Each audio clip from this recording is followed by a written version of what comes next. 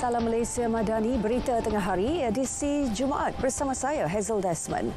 5.23 yang berlangsung di Pusat Pameran Antarabangsa Mahsuri MIEC dibuka untuk orang awam hari ini. Setelah 4 tahun tidak berlangsung, orang ramai kelihatan teruja, malah seawal pukul 8 pagi sudah mula membanjiri perkarangan MIEC.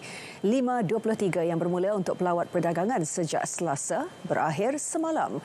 Manakala untuk pelawat awam, ia berlangsung selama 2 hari sehingga esok. Ia menempatkan reruai dan pavilion pelbagai agensi dalam dan luar negara melibatkan aset keselamatan serta komersial. Manakala di landasan terbang atau tarmac pula menampilkan pameran statik pelbagai pesawat. Paling dinantikan adalah pertunjukan aerobatik Jet Perjuang. Untuk pameran di MIEC ini, ia bermula pukul 10 pagi sehingga 6 petang. Manakala segmen maritim telah dibuka kepada orang awam sejak hari pertama lagi di Resort World Langkawi.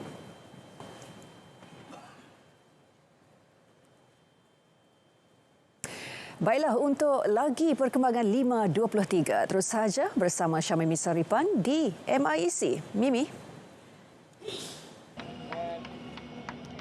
Baik, terima kasih Hazel, dan sepertinya anda maklum hari ini merupakan hari di mana 5.23 mula dibuka kepada orang awam, dan hari ini hingga esok anda semua boleh datang untuk menyaksikan pelbagai pertunjukan menarik terutama di MIEC ini bagi segmen aero angkasa. Dan semestinya saya tidak keseorangan, saya akan bersama dengan tetamu istimewa kita iaitu Ketua Setiausaha Kementerian Pertahanan iaitu Datuk Muiz Abdul Aziz. Assalamualaikum Datuk Seri. Waalaikumsalam. Terima kasih Rumi RTM. Ya.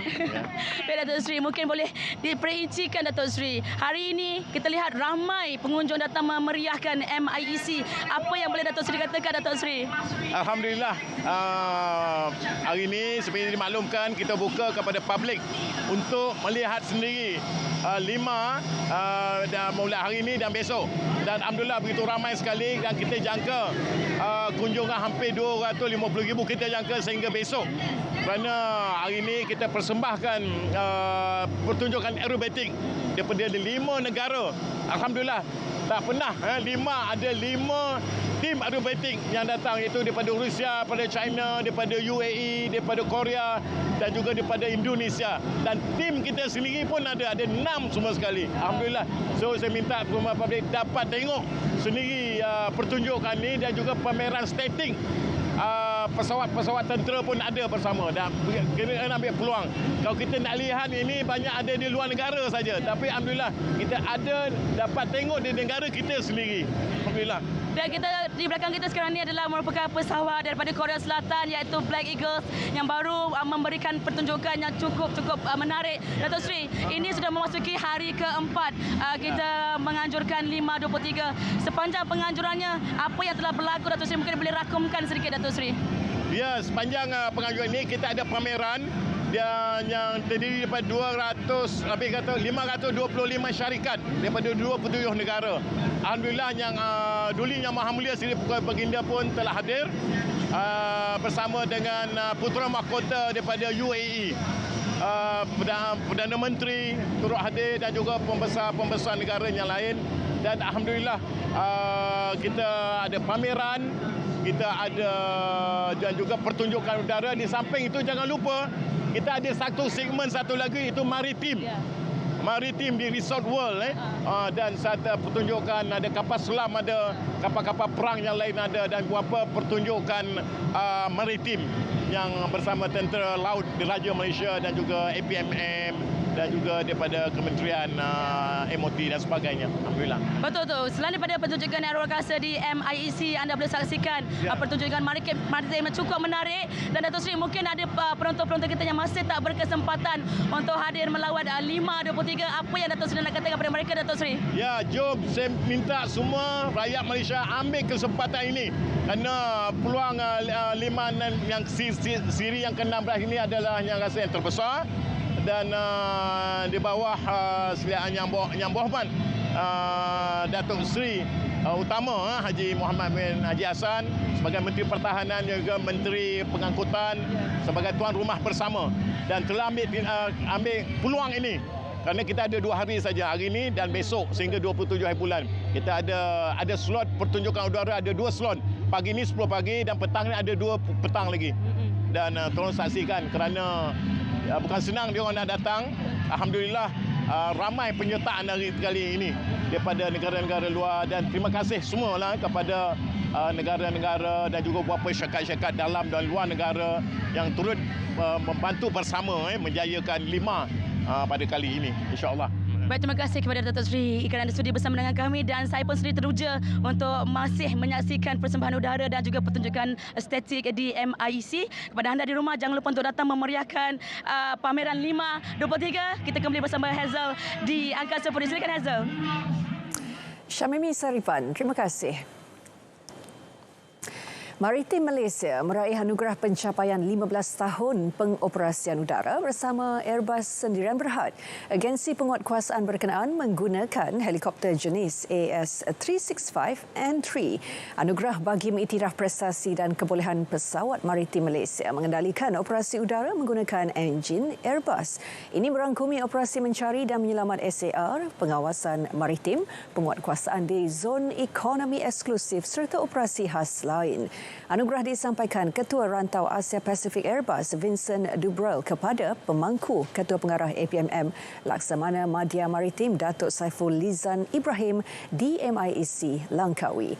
Turut menerima plak dan lencana Pengarah Operasi 2 Udara dan Wakil Ketua Skuadron.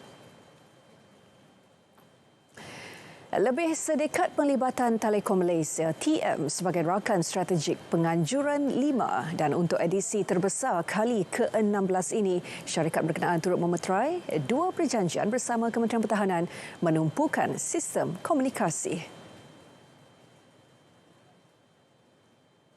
TM adalah rakan strategik 5 sudah lama ya, lebih 1 dekad kita adalah rakan strategik 5. TM juga adalah rakan strategik industri dan juga agensi penerbangan, keselamatan, aviation, maritime. Kami punya unit division yang khusus yang memberikan penyelesaian menyeluruh untuk defense and security di Malaysia. Pavilion TM1 turut mempamerkan pelbagai teknologi komunikasi termasuk yang digunakan industri pertahanan sempena LIMA 23 di MIEC Langkawi. Affinbank Berhad mengunjukkan pertumbuhan pinjaman lebih sederhana antara 10 hingga 11% tahun ini berbanding 15% direkodkan tahun lalu. Ia susulan prospek berhati-hati ke atas sektor perbankan secara keseluruhannya. Ketua Pegawai Eksekutifnya Datuk Wan Razli Abdullah Wan Ali berkata, tahun ini diramal tempoh mencabar berikutan kelembapan ekonomi di Amerika Syarikat dan Eropah, didorong kadar faedah yang lebih tinggi.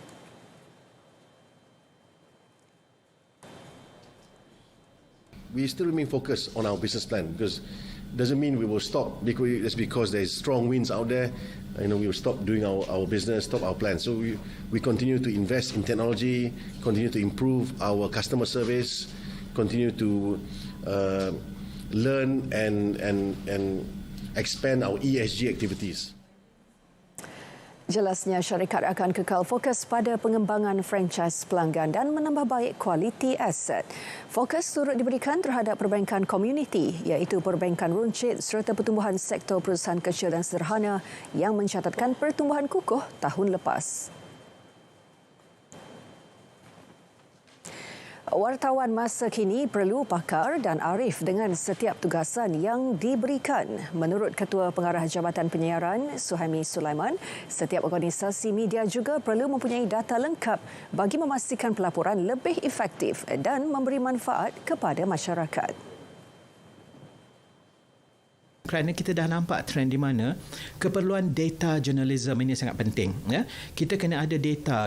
Kita wartawan tidak boleh lagi 5Ws and 1H. Maksudnya cara-cara kita dilatih dulu masa saya mula-mula terjun ke dalam dunia kewartawanan. Jadi sekarang kita wartawan, kita kena jadi pakar data. Kita kena faham data analytics. Penggunaan media sosial juga membantu dalam menyebarkan maklumat serta perkongsian lebih pantas kepada umum. Lebih baik. Contohnya, pertama, jangan kita takut dengan platform yang pelbagai. The more people lagi banyak orang dapat berkongsi maklumat, itu membantu kita untuk membina berita yang lebih baik. Kepenggunaan media tu dah berubah secara drastik kerana perubahan teknologi. Ledakan teknologi itu memaksa kita untuk berubah. Pertama, jangan takut. Jangan anggap kerana platform ni kita nak hilang kerja. Tak. I think more of dia menambah nilai kepada kita. Beliau berkata demikian selepas ditemu bual dalam program Temu Bual bersama Radio Bernama. Topik wartawan mencorak persepsi masyarakat di Wisma Bernama, Kuala Lumpur.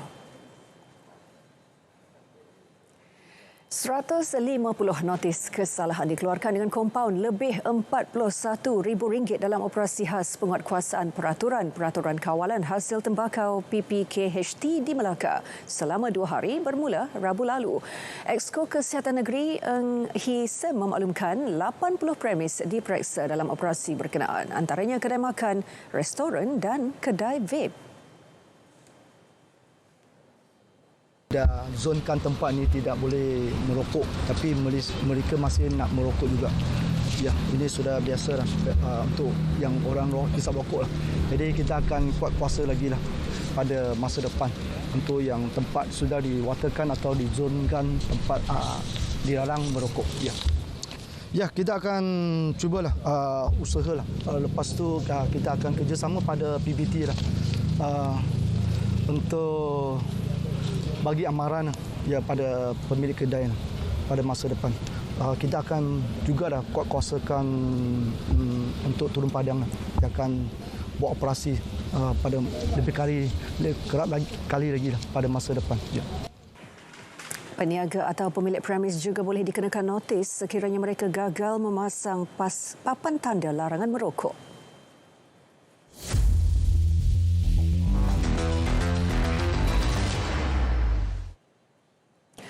Keputusan Perak FC untuk tidak lagi menggunakan khidmat Datuk Lim Tiong Kim sebagai ketua jurulatih adalah wajar. Ketua Pegawai Eksekutif Perak FC, Bobby Farid Samsudin berkata, langkah tersebut dilakukan setelah mengambil kira prestasi semasa pasukan dalam Liga Super.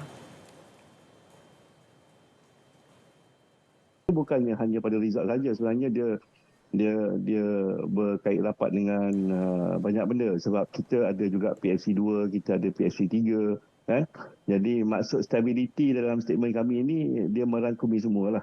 Dia merangkumi semua, tapi mainly daripada projection yang kita buat bersama beliau daripada awal musim, kita tengok apa yang dirancang tu tidak dapat direalisasikan lah. Menerusi kenyataan di media sosial baru-baru ini, Perak FC mengumumkan Datuk Lim Tiong Kim tidak lagi bersama pasukan itu bagi saingan Liga Super musim ini. Badminton Masters Malaysia, masalah kesihatan menjejaskan prestasi pemain perseorangan lelaki negara Lee Zijia selepas tersingkir di pusingan kedua semalam. Kakaknya yang juga merangkap pengurus, Lee Ziyi, berkata pemain nombor 10 dunia itu mengalami pening kepala sekaligus tidak dapat memberikan aksi terbaik. Ziyi mengakui pemain pilihan keempat kejohanan itu agak keletihan selepas bertanding dalam Piala Sudirman di Zhuzhou, China minggu lepas. Bagaimanapun katanya keadaan semasa Zijia tidak serius dan hanya mengambil ubat biasa untuk rawatan. Pada pertemuan itu, Zijia tewas kepada wakil Taiwan Lin Chunyi 19-21, 21-16 dan 15-21. Ini merupakan kali ketiga berturut-turut Zijia tersingkir awal di gelanggang sendiri, termasuk 2 kejohanan terbuka Malaysia pada 2023 dan 2022.